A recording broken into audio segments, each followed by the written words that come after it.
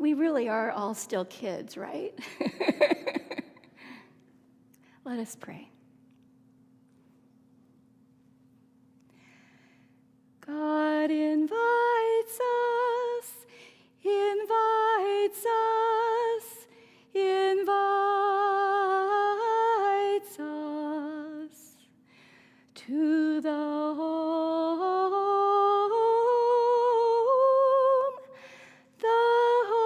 of peace. God invites us, invites us, invites us to the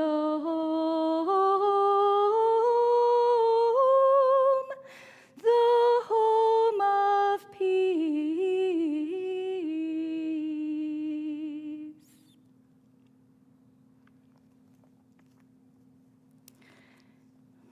It just seems like there are more and more cars on the road. Do you agree?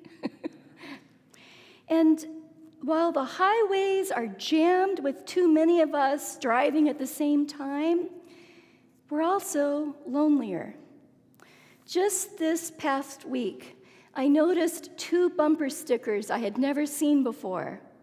On a little black Honda, it said, "Please don't honk at me. I'm probably already crying." Yeah, that really got me. And then 2 days later, I saw one on a gold Kia. Instead of "How's my driving?" it said, "How's my crying?" with the phone number. I thought, there is a theme coming out of here. And the theme is loneliness in the midst of the many. Jesus' words today from John ring with a special appeal.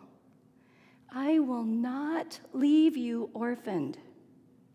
There was and there is need for comfort, for care, for belonging. The fear of abandonment, of being orphaned, is something that I think most people share, even if we're not conscious of it.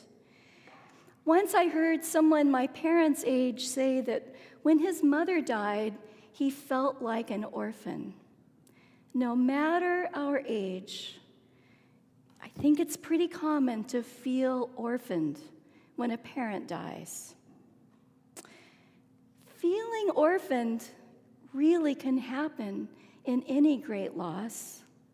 Losing a partner, losing a home, losing memory, losing identity, losing any loved one.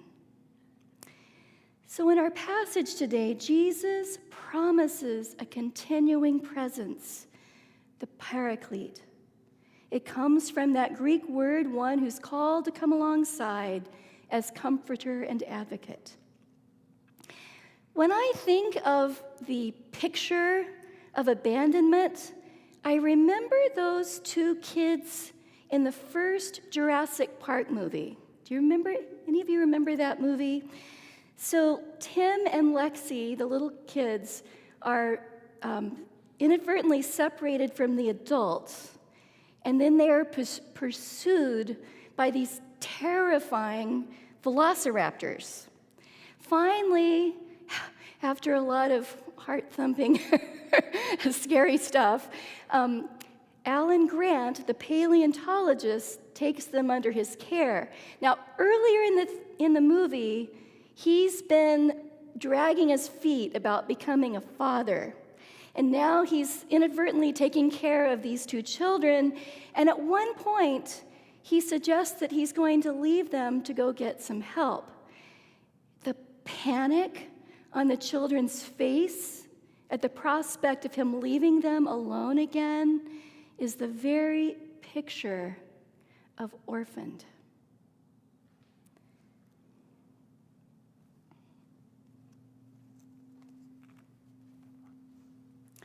We may stumble a little in that language of John about coming to God through Jesus, Jesus and us and Jesus, all of us in God. John indicates that the world won't recognize the Spirit of truth. Some people read this very narrowly, but John's gospel is not holier than thou sectarianism. The point of John, the aim, is to bring the world into the light of God, God's presence. And we need that light more than ever. The light shines in the world, and the world has not overcome it. The light shines in the world when we love one another as Jesus loved us. It is the primary commandment. It's the commandment Jesus teaches: love one another. And Jesus said, I will not leave you orphaned. I wonder if this phrase has special meaning for St. Andrew in our journey of interim time. In this time after the pastor and family of 17 years has gone, 5 months later, grief still remains. Maybe the sense of orphaned is coming to terms with how things have changed as people age and are no longer to lead in the same way that we did. Or sadness regarding loved ones who are no longer able to get to church, or those who've died. Or feeling uncertainty as we look at the gaps between our expenses monthly and our income. There is so much to celebrate in the care, the vibrant warmth, and the earth care of St. Andrew. But things are not the way they were a decade ago. They're not the way they were 4 years ago or even 2 years ago. The U.S. Surgeon General recently stated that the United States has an epidemic of loneliness. COVID isolation affected us, but that loneliness was a problem far before that time. Connecting via social media is not the same as being friends face to face. We're social beings. We evolved to hear the tone in people's voices and to read body language. And while texting and social media connect us broadly and superficially, it often fails to really address that deep need for belonging. And it is especially hitting people under age 65. It's especially hitting that group. Now, for those of you who are with us by Zoom and live stream, I'm really glad you're here, yes. And there are a lot of reasons that people choose to live stream. It's hot today. There's Mother's Day celebrations. For whatever reason, we're glad that we're able to worship. But I want to think about children. I want to think about how technology has been a game changer, a world changer for kids. The childhood that many of us experienced with parents together, extended family around, a stable community of friends, and freedom to interact out in the world without fear, a childhood of building deep community, that is not the way many children experience the world today. And so, as the Attorney General pointed out, loneliness is impacting our public health. The Surgeon General also said we need to be real with one another. We must resist the temptation to hide our feelings when we struggle. Being authentic with each other is part of how we experience belonging. Jesus didn't say, click like, but love one another as I have loved you. Fortunately, and this is why I feel so much hope, at St. Andrew, we get the experience, the opportunities constantly to go into deeper community and belonging to one another. Jesus said, I will not leave you orphaned. I've had the great privilege over the past couple of months to meet with a lot of you for 1,000 cups of coffee and 1,000 questions. And let me just say, sometimes it's tea and sometimes it's water. But the conversation is the point, the face-to-face, spending time, hearing your stories, hearing your hopes and concerns.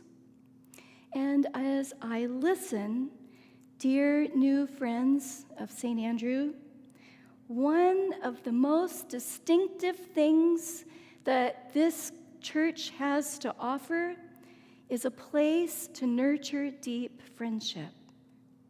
It's also one of the very few places where we have the opportunity across generations to build those loving connections.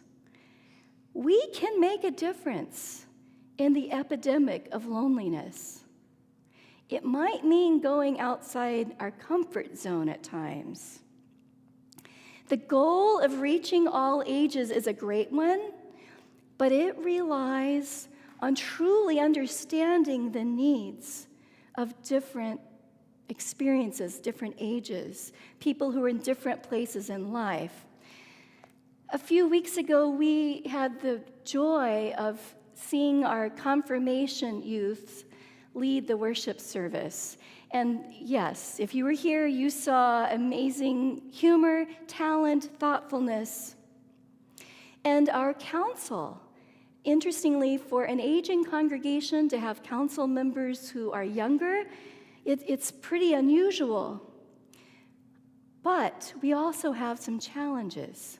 For example, the nursery hasn't been open for quite a few months, except for when parents come to be with their kids while the worship service is happening.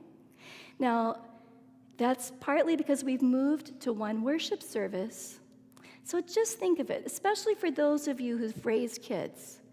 You get up Sunday morning, you get everyone ready, you drive maybe a long distance to get to church, and what you hope for is a time to build friendship, a time to be recharged in worship, but you go sit in the nursery, one of the parents, with the kids. It's not optimal. It's not the welcome I think St. Andrew wants to give. So this is your public service message today. Can we find about 8 to 10 adults who can volunteer once a month to be in the nursery to provide good care for our little ones while the parents can come worship together? Jesus said, I will not leave you orphaned.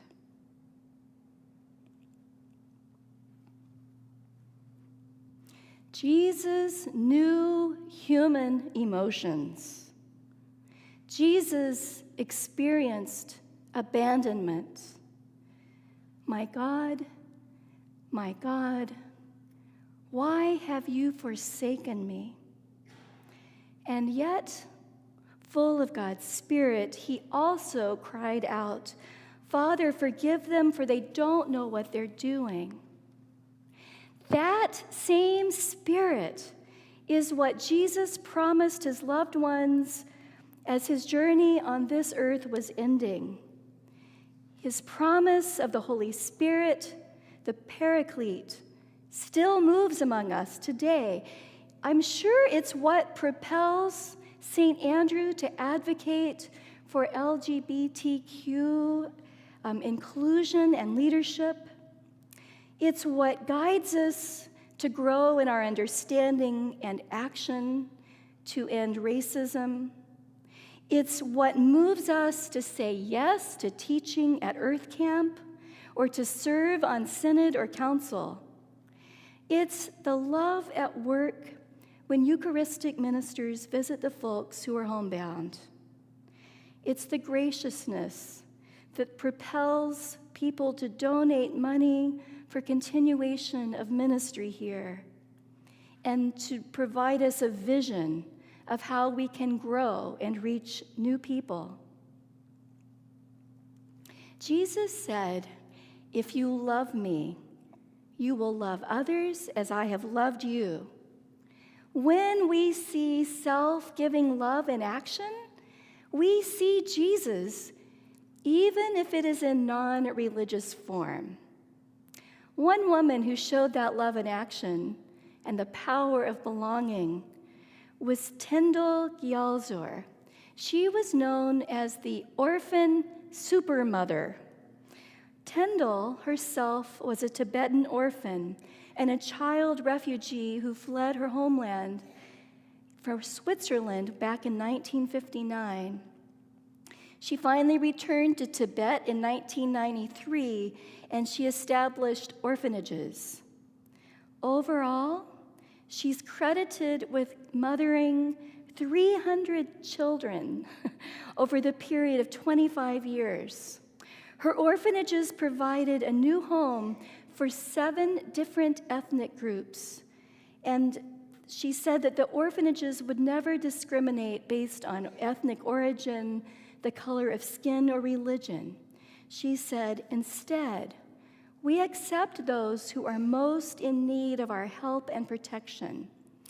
It's a non-denominational orphanage that it didn't impose any particular belief system, but encouraged cultural identity among the children who referred to each other as sister and brother.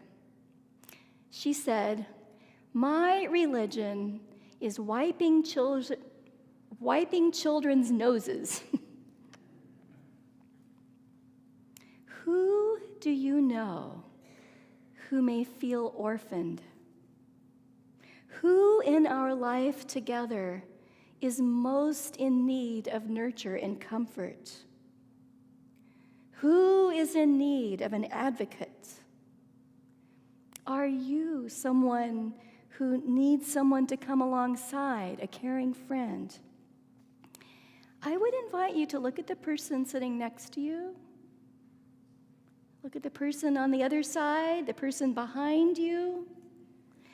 May we be real. If you need someone to come alongside, may the Spirit move us to finding those people and to moving us into deeper caring and belonging. If you love me, keep my commandment to love one another. I will not leave you orphaned.